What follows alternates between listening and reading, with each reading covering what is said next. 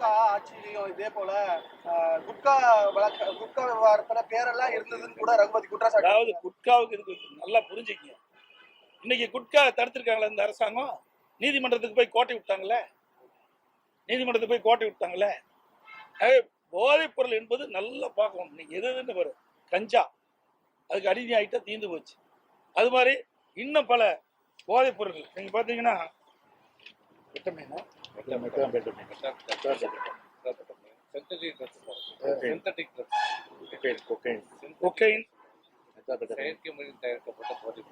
செயற்கை முறையில் தயாரிக்கப்பட்ட போதைப் பொருள் வந்து அதை பயன்படுத்திட்டாங்களா, அதை தொடர்ந்து பயன்படுத்தி அது உயிருக்கு ஆபத்து ஏற்படும். நீங்க அண்மைக்கு பாத்தீங்கன்னா இந்த 10 நாள்ல மட்டும் எவ்வளவு போதைப் பொருள் பிடிச்சிருக்கிறாங்க. இதுக்கு முந்தியெல்லாம் பிடிக்கவே இல்லையே, காவல்துறை செயல்படலையே. ஏன்னா காவல்துறையும் அரசாங்கமும் இன்றைக்கு இந்த போதைப் பொருள் விற்கின்றவர்களுக்கு ஒரு உறவு ஏற்பட்டு சந்தேகம் அடைகிறது. அதனாலதானே இவங்க பிடிக்க முடியல. இந்த 10 நாள் எப்படி இவ்வளவு பிடிச்சாங்க நீங்க பாத்தீங்கன்னா ஊடகத்தில் இந்த செய்தி தான் வச்சு சொல்றேன். ஈரோடு மற்றும் நாமக்கல் மாவட்டத்தில் 10,000 போதை மாத்திரைகள் இன்றைக்கு எடுத்திருக்கிறாங்க. சைக்கோட்ரோப் என்ற மதுரையில் சுமார் 180 கோடி மதிப்புள்ள 36 கிலோ மெத்தாம்பெட்டமைன் அதை பிடிச்சிருக்கிறாங்க.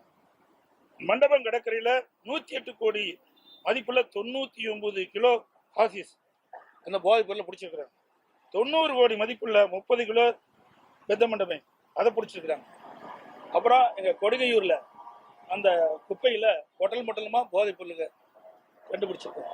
ஆக இந்த 10 நாள்ல மட்டும் இவ்வளவு போதைப் பொருளை கண்டுபிடிச்சிருக்கான்னு சொன்னா ஏன் இதுக்கு முந்தியில அவர் கண்டுபிடிக்கல? இதுக்கு என்ன காரணம்? இன்னைக்கு கூட அம்பத்தூர்ல. ஆக நீங்க பாத்தீங்கன்னா காவல்துறையுடைய செயல்பாடு சந்தேகத்துக்குரியதா இருக்குது, அரசாங்கம் சந்தேகத்துக்குரியா இருக்குது. இதற்கெல்லாம் முழு விசாரணை நடைபெற்றால்தான் உண்மை செய்தி வெளிவரும்.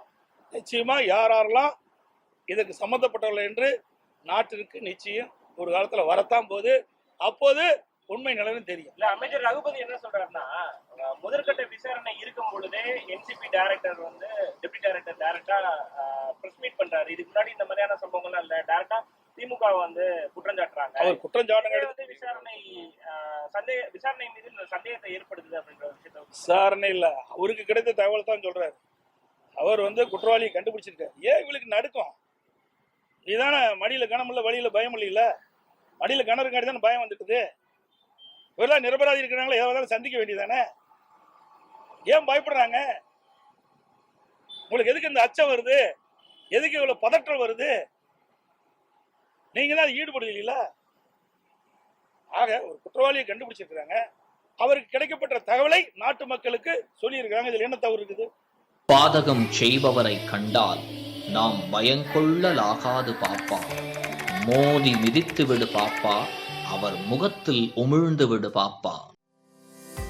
அண்மை செய்திகளை உடனுக்குடன் தெரிந்து கொள்ள இணைந்திருங்கள் இயம்நாடு தொலைக்காட்சியுடன்.